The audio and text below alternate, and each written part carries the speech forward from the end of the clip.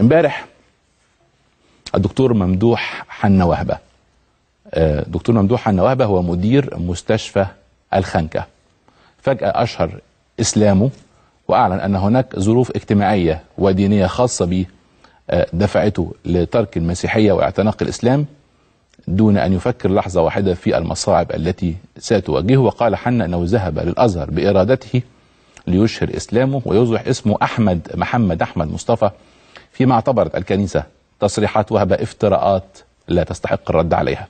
الدكتور وهبة يبلغ من العمر 63 سنة ومتزوج ولديه 4 أبناء، لكن قصة إسلامه هنسمعها منه شخصيا. هو على التليفون معانا. دكتور ممدوح وهبة، مساء الخير يا فندم.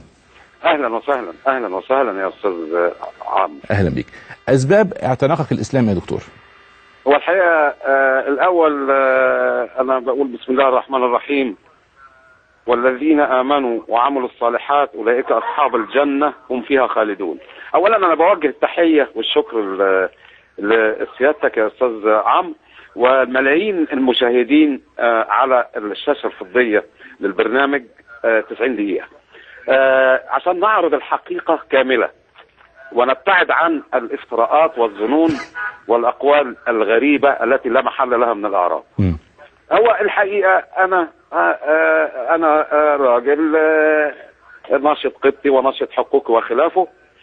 كان لنا اجتماع في الكاتدرائية بالعباسية، وقابلت أحد القيادات الدينية اللي كلفتني بفتح قناة اتصال بيني وبين شخص يسمى محمد الشماس. ده كان مسيحي وقبل الإسلام دينا من أكثر من 15 سنة، وهذا الشخص سبب إزعاج كبير للكنيسة بعد خروجه من الدير اللي كان محجوز فيه، وقام برفع دعاوي قضائية بحجزه في الأديرة واختطاف أولاده ووضعهم في بيت مريمينا بالإسماعيلية ويدخلوا مدرسة دار السلام الخاصة بالإسماعيلية، ورغم علم المسبق بوجودهم في منزل مريمينا بالإسماعيلية وقيام محمد الشماس بعقد آخر مؤتمر ليه عن لنصرة الرسول، بعد ذلك الفيلم المسيء إياه وكشفه عن حقائق عن قيام بعض أقباط المهجر بالإتجار بمنتجات الأديرة وخلافه، وضخ أموال ضخمة لجميع الأديرة ومقاومة ظاهرة المسلمين الجدد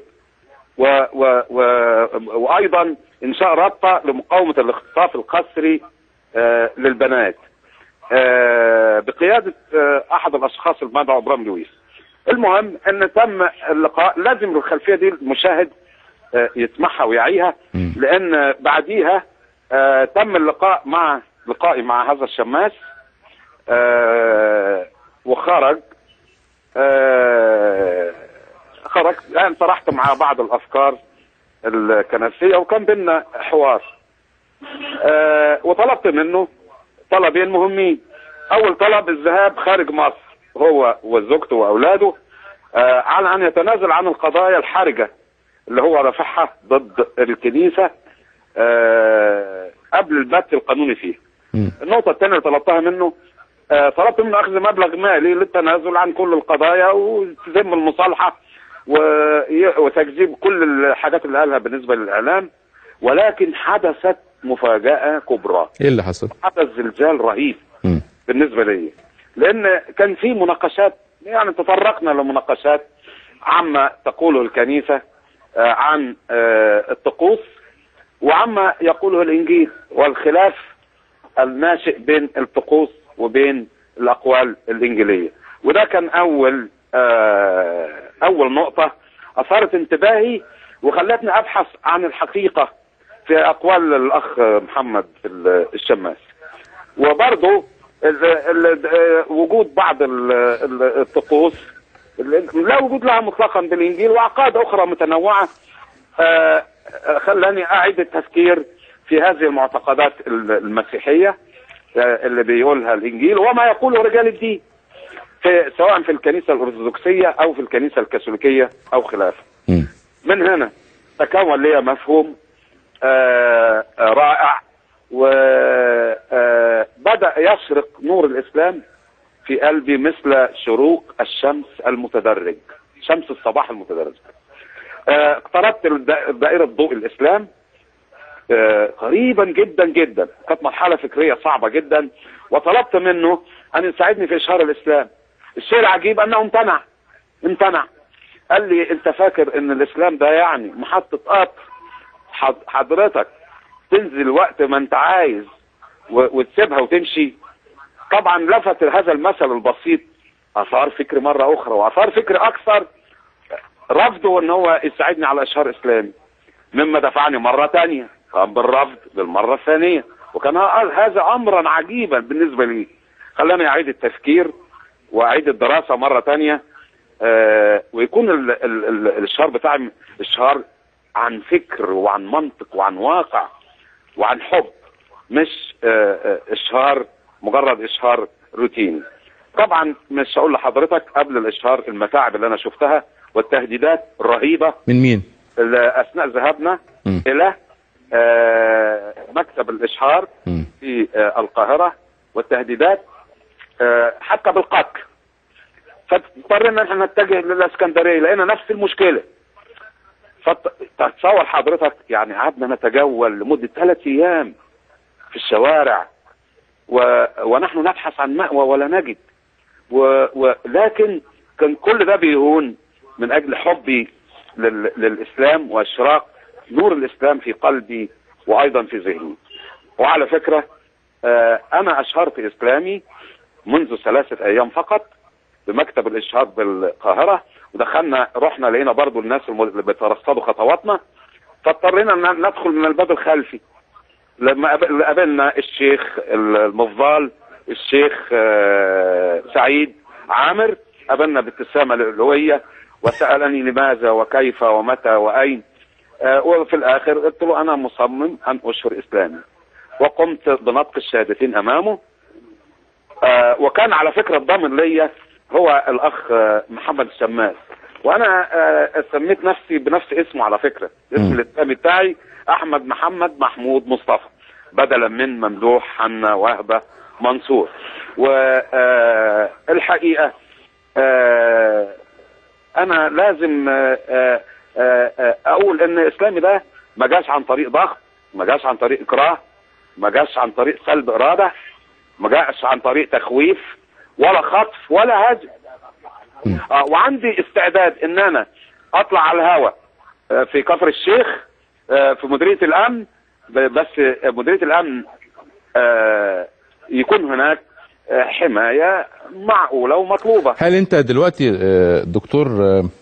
دكتور احمد، او يعني اندهلك بايه، دكتور ممدوح ولا دكتور احمد؟ يعني انا احب تقول لي دكتور احمد. يعني دكتور احمد، يعني هل انت الان امن؟ يعني هل انت يعني هل انت موجود الان بشكل طبيعي ولا انت مختبئ في مكان ما؟ يعني انا موجود بشكل طبيعي يا فندم، بس انا برضو بطلب الحمايه وعايز الظهور. انا مستعد للظهور العلني، واطلع البرنامج على الهواء واقول للناس كلها ان انا ما حدش اجبرني على شيء ولا ضغط عليا بشيء، ولا كان اسلامي ده مقابل شيء مطلقا. وانا ماليش اي علاقه باي جماعه سلفيه او خلافه، ولا علاقه ليا بالشيخ ابو يحيى ولا باي حد خالص. يعني هو الحقيقه تردد ان في حضرتك يعني انت محمي من قبل بعض الجماعات، هل ده صحيح؟ الكلام ده غير صحيح، الكلام ده غير صحيح مطلقا. احنا في عهد الحريات يا استاذ عمر، الحريات، حريه الاختيار الدين، دي حريه مقدسه يحميها الدستور، وانا بطالب بحمايه سياده الرئيس محمد مرسي ليا ولزملائي المسلمين الجدد في انحاء جمهوريه مصر العربيه، لان نحن نواجه الشارع يا استاذ، تهديدات الاهل، وفقدنا اموالنا وفقدنا علاقتنا باولادنا وزوجاتنا.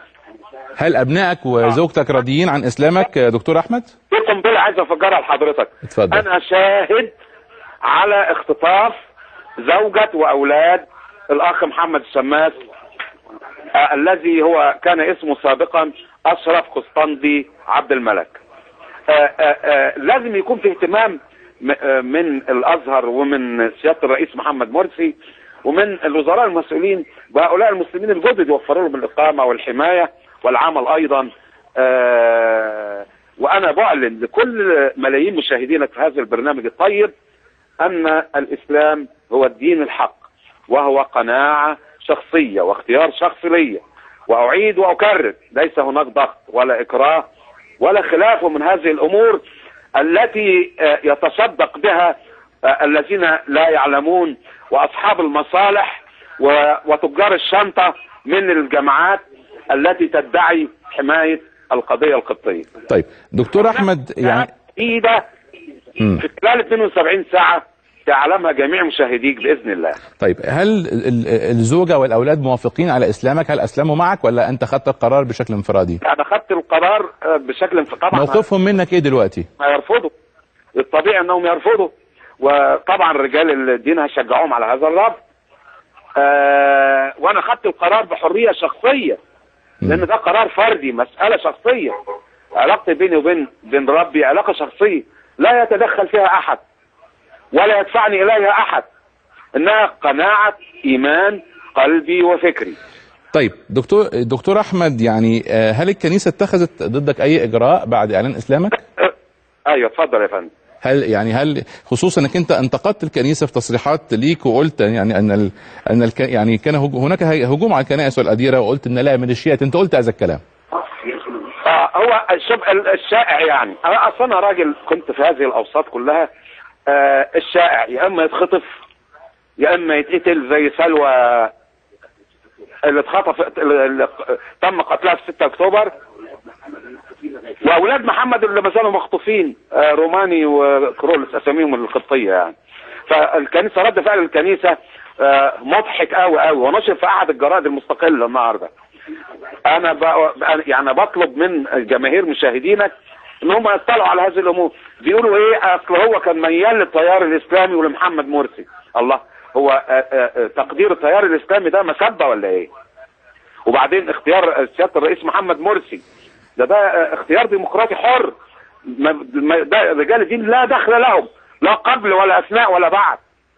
انه امر مضحك يا استاذ عمرو الليثي، امور مضحكه ومبكيه في نفس الوقت. طب اسمح لي خليك معايا، انا معايا على التليفون الدكتور كمال زاخر، منسق التيار العلماني بالكنيسه. دكتور كمال اهلا بيك يا فندم. اهلا بيك يا دكتور. اولا يعني كل عام وانتم بخير بمناسبه الاعياد. خليني اخذ منك تعقيب، واحنا معانا دكتور ممدوح وهبه الذي اشهر اسلامه وتحول اسمه لاحمد محمد محمود مصطفى. هل لك تعقيب عما قاله الدكتور الان؟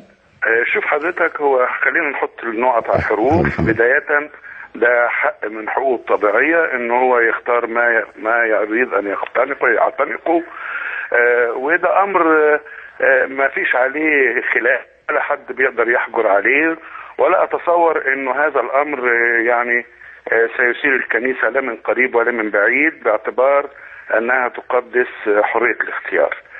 دي نمره واحد. نمره اثنين، ان هذا الامر يجب ان نقراه في سياقه الطبيعي، انه بيدخل الى الاسلام ويخرج منه في اليوم الواحد العشرات، وهناك العديدون من العابرين من الاسلام.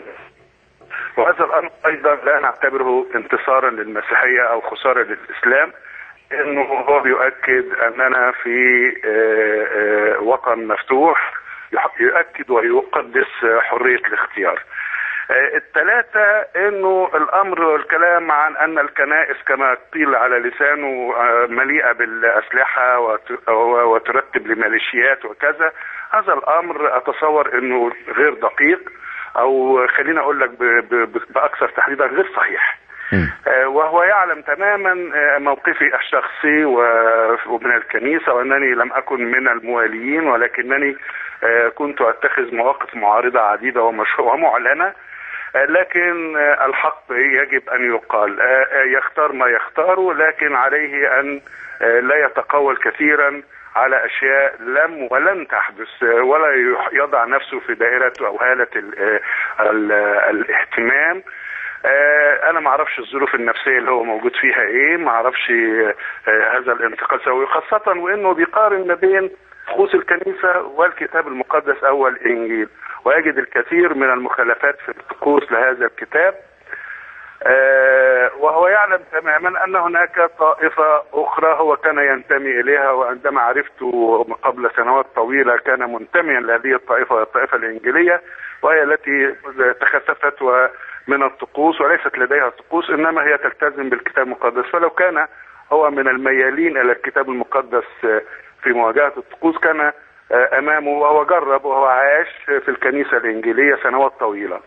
الامر الاخير انه الكلام عن محمد الشماس، انا هذا الكلام يحتاج الى توثيق،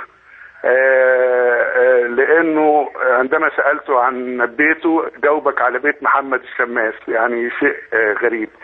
لم يقل احد انه ليس له حق في الانتقال الى الاسلام. كلامه عن انه دخل الى القاهرة وخرج منها الى الاسكندرية وكان هناك من يترصده، ده كلام مجافي للمنطق، لانه انا مش متصور انه الاباط وصلوا في حالة الى حالة من التغول انهم يذهبوا وراءه الى مشيخة الازهر او الى حيث اعلن اسلامه ويضطر الى الدخول من الباب الخلفي. يبدو ان الامر اختلط عليه وتخيل ان الدولة فيها غالبية مسيحية واقلية مسلمة.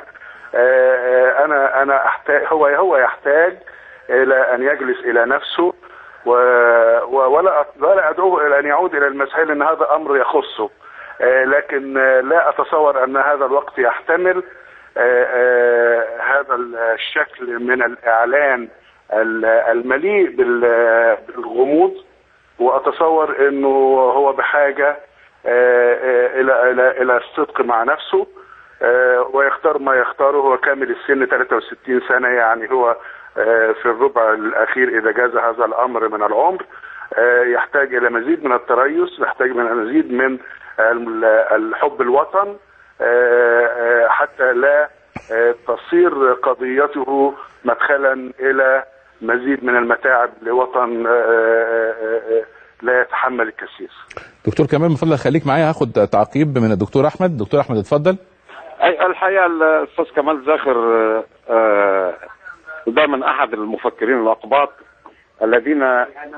الذين اجلهم كثيرا، لكن خانه الحظ في بعض التعبيرات، لان اسلوبه يعني اسلوب هادئ صحيح، لكنه غفل كثير من الحقائق. اول حاجه الكنيسه، البابا شنوده المتنيح الراحل والبابا شنوده انشا فريق داخل البطرخانه اسمه فريق الكشافه داخل الكنيسه، وده يعني كان بحجه ان يكون له نظام امني او نظام تنظيم النظام او الداخل والخارج والكلام ده.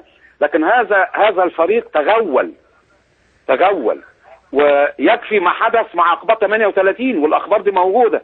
اطلقوا عليهم الكلاب المسعوره، عضت يعني قامت بعقرهم، وهذا الكلام موجود، ما زال موجود على شبكه النت وموجود كاخبار. نشرت هذه الاخبار عن اقباط 88 وما حدث معهم. يبقى في فريق موجود للمقاومه وللقهر ومعامله الناس اسوأ معامله. وسبق لي ان كتبت عن هذا الفريق قبل دخول الاسلام، والموجود ده موجود على شبكه النت. كمان ادعاؤه ان الأقباط كانهم هم الاغلبيه والمسلمين هم الاقليه، ده ادعاء يجافي المنطق ويجافي الواقع، لان فعلا في ناس كانوا فعلا مترصدين دخولي مكتب اشهار الاسلام سواء في الازهر في القاهره او في الاسكندريه، وده انا بحكي عن واقع حدث فعلي. وايضا بالنسبه لموضوع الاخ محمد الشماس، ولاده ما زالوا كيرلس وروماني ما زالوا محتجزين في بيت مريمينا. نقلوهم من مدرسه فايز بالاسماعيليه، فايز سلامه، الى هذا البيت بقصد اخفائهم عنه. وعلى فكره الاخ محمد الشماس موجود معايا، لو حضرتك عايزه يسمع الرد عن هذه الجزئيه انا تحت امرك. اتفضل اسمع، اخد رد منه قبل ما ارجع. دكتور كمال اتفضل. طيب اتفضل. السلام عليكم. وعليكم استاذ محمد السماك، اهلا بيك يا فندم. اتفضل يا فندم.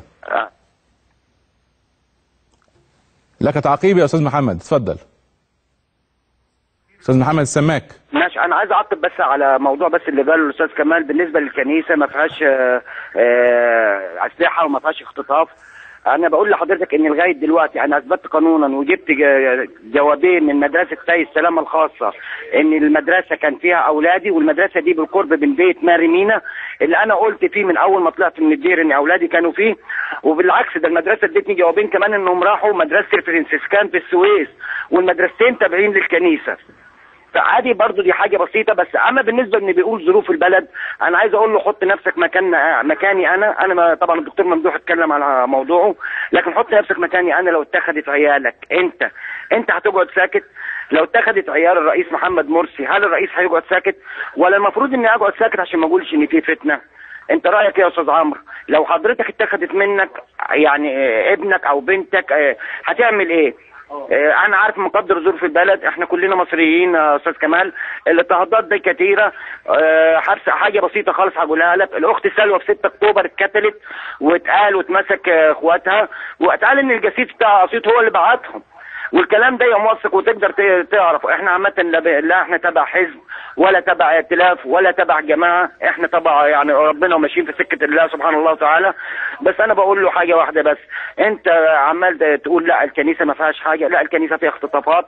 الدكتور ممدوح هينزل ببلاغ رسمي ياكد كلام ان شاء الله. اولادي لغايه دلوقتي انا مش عارف اوصل لهم يا استاذ عمرو. اذا كان يرضي اي حد في مصر لغايه دلوقتي اني انا ما اقدرش اشوف عيالي وما اقدرش اوصل لعيالي رغم من المستندات اللي معايا اللي انا جبتها. على فكره النيابه الاداريه في اسماعيليه يا استاذ عمرو عملت يعني للمدرسه يعني جزاء اداري. فانا حولت الموضوع دلوقتي لمحامين جايين فيه وان شاء الله. وعلى فكره النائب العام السابق يا استاذ عمرو هو اللي بوظ لي القضيه كلها، عبد المجيد محمود. نعم. لاني انا ما عنديش وثائق عشان اقدر اقول يعني اكد صحه او عدم صحه ما تقول، لكن انا بسمع سيادتك حرفيا وبسمع الاستاذ ممدوح حرفيا. انا عندي استعداد استاذ عمرو جميع الوثائق اللي حضرتك عايزها، انا عندي استعداد جميع الوثائق. لان احنا في الاول وفي الاخر لسنا دعاة فتنه، لسنا دعاة اثاره، احنا بنعرض موضوع يعني طرح يعني مجال الصحافه غدا في الصحافه المقروءه يطرح اعلاميا، لكن نحن لا نتدخل ولن نبدي راينا في هذا الموضوع. وزي ما قلت قبل كده لا المسلمين هيزيدوا لما يعني ينضم لهم احد، ولا الاقباط هينقصوا لما ينتقص منهم احد. احنا في الاول والاخر يهمنا اللحمه اللي موجوده من المسلمين والمسيحيين. فلن يعني طبعا انت اكيد فاهمني يا استاذ محمد الشماس والاستاذ ممدوح، مش عايزين يعني نحاول ان نحول الموضوع الى اي سبيل الى من اشكال الفتنه الطائفيه. اكيد رسالتي واضحه لحضرتك. استاذ عمرو لو انت مكاني وعيل اتاخد منك هتعمل ايه؟ بالتاكيد لازم اخد الاجراءات القانونيه ولازم اكون مكلوم، وطبعا لازم تاخد اجراءاتك القانونيه. خليك معايا عشان اخد تعقيب من الدكتور كمال زاخر. دكتور كمال اتفضل. شوف برضه هعود واكد مجددا انه الامر مش مسلمين ومسيحيين زي ما حضرتك اكدت وقلت، لانه نحن تجاوزنا هذه المرحله. نعم. نمره 2 هو بيتكلم عن ولاده ونسي ان هناك طرف له حق في هؤلاء الاولاد وهم الام. يعني لماذا يقول ان الكنيسه هي التي حولتهم وكذا، خاصه وانه هو ذكر انهم ذهبوا الى مدرسه الفرنسيسكان. يبدو انه نسي في زحمه محاوله اثبات حقه او ما يراه حق ان مدرسه الفرنسيسكان لا تتبع الكنيسه القبطيه الارثوذكسيه، انما هي كنيسه مدرسه كاثوليكيه كما يعرف الكافه. فهل كمان الكنيسه القبطيه سيطره على كنيسه الفرنسيسكان؟ علامه استفهام. نمره 3 انه من قتلت في 6 اكتوبر كما يقول قتلت على يد اخواتها، وهو بيقول انهم من اسيوط. هو يعرف ان هذا الامر بالنسبه لسكان الصعيد يمثل حاله من حالات الدفاع عن الشرف بغض النظر عن تقييمنا لهذا المعنى. وبالتالي لم يكن اخواتها محتاجين ان القسيس يقول لهم روحوا اتصرفوا مع اختكم. هذا الامر مشين طبعا انا ارفضه، لكن خلينا نتكلم في ضوء البعد الاجتماعي والنفسي لهذه الاسره من هذا المكان تحديدا. وبالتالي الطريق الى استرداد اولاده اذا كان له حق هو القانون، المحكمه، مش النائب العام، لكن قدام القضاء. والامر الثاني انه هناك حق للام في اولادها. 3 احنا ما نعرفش سن ولاده كام، هل لهم تجاوزوا السن القانوني والرشد ولا لا. بس طبعا يعني دكتور كمال انت تتفق معي يعني من حق الاب ان هو يجد ابنائه يعني، ولازم الابناء يكونوا مع ابوهم يعني. انا بتكلم بالانسانيه، ما بتكلمش على اديان دلوقتي، انا بتكلم بشكل مجرد. وانت يعني استاذ حقوق انسان وتدرك ما اقول يعني. احنا هنا مش بنتكلم على دين، بتكلم على ان اب مكلوم فقد ابنائه. وانا عشان كده لما اتكلمت ما قلتش حق الام المسيحيه بالظبط، انما انا قلت الحق الام في المطلق بالظبط. الام من حقها برضو انها تحافظ على اولادها وتخاف عليهم. نحن لا نعرف الظروف النفسيه اللي خرج بيها، هل هو خلاف مع زوجته، ايه موقع الدير من الاعراب، لانه راجل متزوج وعنده اولاد، ايه اللي وداه الدير وايه اللي خرجه من الدير. في حاجات كتيره في الموضوع محتاجه لتوضيح، لان انا في النهايه برضو ببص على بلد. نعم. انا هذا الامر سيعبر وينتهي، وزي ما قلت لحضرتك العابرون من الاسلام الى المسيحيه يعدوا بالمئات وربما اكثر، ولديهم قضايا كثيره ومعلقه ولا يلتفت اليهم احد ولا يسمح لهم احد في الاعلام انهم يعرضوا قضيتهم، كما عرض الدكتور ممدوح او الدكتور احمد. يمكن يزعل من كلمه ممدوح دلوقتي، وهو مش ممدوح ولا حاجه هو الدكتور احمد. وبالتالي انا اتصور ان الامر لابد ان يطرح على بساط حقوق الانسان. من يخرج من الاسلام يعامل بمعامله من يخرج من المسيحيه. نعم. دكتور احمد، تعقيب اخير من حضرتك. دكتور احمد اتفضل. انا محمد، بس انا محمد اروح اعقب بس على المدرسه. استاذ محمد الشماس اتفضل، وبعدين اخد دكتور احمد عشان اخد تعقيباتنا. اتفضل تعقيب اخير من سيادتك ثم دكتور احمد. المدرسه بتاعت الانجيليه اللي قال عليها ان مدرسه فريسكان غير مدرسه اقباط ارثوذكس، الاولاد كانوا في مدرسه اقباط ارثوذكس وهي مدرسه فريق السلامه الخاصه، واصحاب المدرسه الدكتور عماد من الناس اللي هي في الكنيسه، من خدام الكنيسه اصلا باسماعيليه والدنيا كلها عارفه كده. المدرسه هي اللي نقلتهم من مدرسه فرنسكان في السويس، وكانوا قاعدين في بيت اسمه بيت ماريمينا في نفس المكان في اسماعيليه اللي جنب المدرسه. دي حاجه. الحاجه الثانيه اللي بيتكلم عليها الاستاذ كمال زاخر ان المسيحيين اللي رجعوا، للاسف ده انا ماليش دعوه بالموضوع ده، اللي يرجع ما يرجعش. الجاهل لازم يرجع، الجاهل اللي داخل الاسلام كان محطه لازم يرجع. عشان كده انا لما اتكلم معايا الدكتور ممدوح واتناقشت معاه حب يشهر اسلامه، ما جريتش بيه وفرحت زي ما بيقولوا. لا لا لا، ما فيش حاجه زي كده خالص. انا سبته اول مره وسبته ثاني مره، لولا ما الاح الثالث مره انا رحت له. الحاجه الثالثه اللي بيتكلم عليها الدكتور كمال بيقول حق الام او مش حق الام. انا يا استاذ كمال انا غيرت شهاده ميلاد عيالي الاسلاميه، ما طلبتش عيالي اخدهم واحرمهم من امهم زي ما هي حرمت. هم اعمارهم قد ايه يا استاذ محمد اولادك؟ الكورولوس يمكن عنده حوالي دلوقتي 12 سنه، ورماني يمكن عنده حوالي 10 سنين. فانا ما طلبتش اني انا اخدهم، بالعكس ده انا عايز اقول لحضرتك حاجه. انا ده يعني اللي خلاني اثرت الموضوع دلوقتي ان الدكتور ممدوح، دي معلومات يا استاذ عمرو هتبقى مفاجاه للكنيسه كلها. الدكتور ممدوح كان على قمه جماعه التنصير بمصر، وهو اللي اودعوا عيالي في الكنيسه وفي البيت ماريمينا. يا استاذ كمال سيبوكم من الضحك اللي بتضحكوا بيه على الناس، الناس كلها فهمت، انت ما بتتكلمش مع ناس جهله.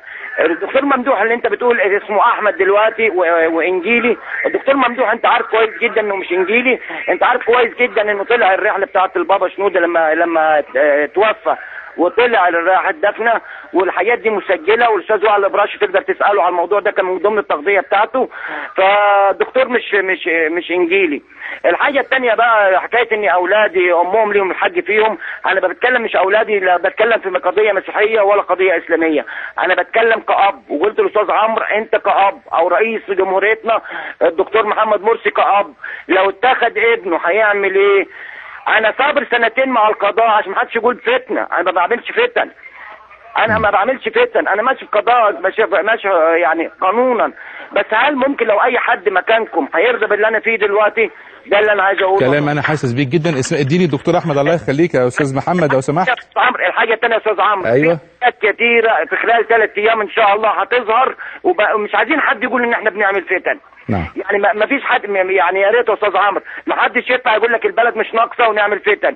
يعني عشان معلش ده يعني ده في مثل حتى معلش عبري كده بيقول لك اذا جالك الطوفان حط ولدك. يعني انا عشان مشكله البلد ارمي عيالي؟ انا مالي كلام حضرتك واضح تماما. اكلم الدكتور احمد يا استاذ محمد لو سمحت. اولاده الدكتور احمد مع حضرتك.